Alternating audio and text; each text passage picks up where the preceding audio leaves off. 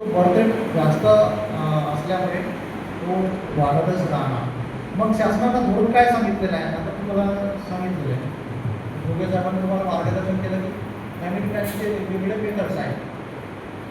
मग family प्लॅनिंगचे methods दोघेही वापरायचे.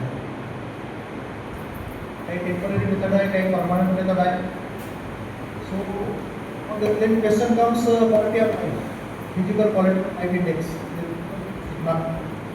किती वेळ लागतो त्याला, तर तो प्रत्येक व्यक्तीचा कसा काढावा तो पण घेणार. देन कम्स क्वालिटीमध्ये एक इम्पॉर्टंट इंडिकेटर आहे, इन्फंट मॉर्टॅलिटी रेट. IMR कसं काढायचं तो पण माहीत पाहिजे. तुम्ही मेडिकलचे स्टुडंट आहे म्हणून तुम्हाला प्रश्न विचारला.